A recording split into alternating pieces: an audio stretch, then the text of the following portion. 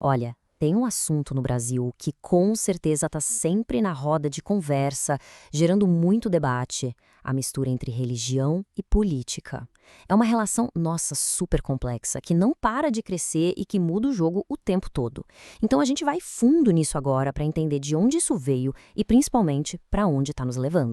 Dá uma olhada nesse número, 213. Assim, solto pode não dizer muita coisa, né? Mas na política brasileira, esse número é gigantesco. Sabe o que ele significa? É o total de deputados e senadores que formam a Frente Parlamentar Evangélica, a famosa bancada evangélica. Pois é, só esse número já dá uma ideia do tamanho da força que a gente vai desvendar aqui. Para a gente entender essa história direitinho, nosso papo vai seguir 5 pontos. A gente começa pela base de tudo: o que é o Estado laico. Depois, a gente vê a virada de chave, com a chegada forte dos evangélicos na política. Aí, como eles se organizam na tal bancada evangélica, o impacto real disso nas leis e, para fechar, a gente olha para o debate que tudo isso causa para a democracia. Bora lá então. Para começar, a gente precisa entender o pilar de toda essa discussão: a ideia de um Estado laico. A palavra-chave aqui é laicidade. O que isso quer dizer na prática? Bom, desde a Constituição de 1891, a regra no Brasil é bem clara. O governo não pode ter uma religião oficial. Simples assim. Isso significa, por exemplo, que o Estado não pode obrigar o ensino de uma religião nas escolas públicas, nem usar dinheiro público para financiar igrejas. O papel do Estado é ser neutro, sabe? Ele tem que garantir que todo mundo tenha liberdade para ter sua crença, ou para não ter nenhuma, claro. O ponto não é ser contra a religião. Muito pelo contrário, é proteger a diversidade e a liberdade de todo mundo. Só que, na vida real, essa neutralidade não é tão simples e gera um debate bem complicado. Essa frase aí do ministro Gilmar Mendes é perfeita para ilustrar isso. Ele pergunta basicamente: num país como o Brasil, com uma cultura tão marcada pelo cristianismo, será que a gente vai ter que discutir tirar o Cristo Redentor do Corcovado? Onde é que acaba o símbolo cultural e começa o símbolo religioso? O Cristo é o exemplo perfeito dessa tensão, dessa linha difícil de traçar. E essa é uma das grandes questões no centro de toda essa discussão. Ok, então a gente tem essa base do Estado laico. Agora vamos para a grande virada da história. O momento em que os grupos religiosos, e aqui principalmente os evangélicos, mudam completamente a sua relação com a política partidária. E essa mudança toda pode ser resumida em 2 frases, olha que interessante. Por muito tempo, a ideia geral era aquela: crente não mexe com política. A política era vista como um lugar sujo, corrupto, que não era para gente de fé. Mas aí, lá pelos anos 80, com a redemocratização do país, surge um novo lema, uma nova ideia que muda tudo: irmão vota em irmão. Pronto, esse foi o começo de uma mobilização organizada para eleger os seus e, claro, defender as suas pautas lá no poder. Então, o ponto aqui é super importante. Não é só uma questão de ir lá e votar. O que nasce ali é um verdadeiro ativismo político.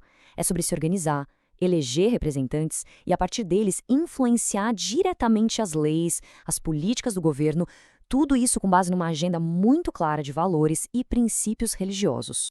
Certo, mas como esse ativismo funciona na prática? Qual é a principal ferramenta que eles usam? Bom, aí a gente chega na famosa bancada evangélica. A bancada evangélica é uma coisa bem interessante de se analisar, porque ela não é um partido político. É uma frente, um grupo que junta deputados e senadores de vários partidos diferentes. E o que une essa galera toda? Não é a legenda, mas sim uma agenda em comum, a chamada pauta moral. E para conseguir o que querem, eles são muito pragmáticos, fazem alianças estratégicas. A mais conhecida é a da bancada BBB, Bíblia, Boi e Bala.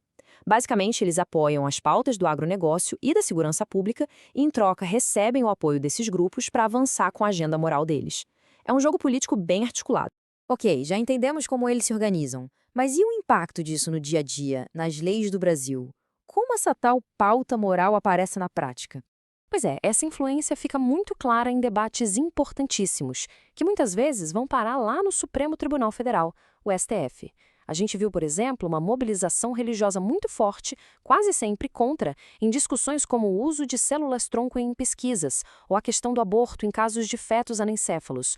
O mesmo aconteceu com o reconhecimento da união entre pessoas do mesmo sexo. Em todas essas batalhas, a pauta moral estava lá, tentando influenciar as decisões e moldar as leis do país com base numa visão religiosa específica.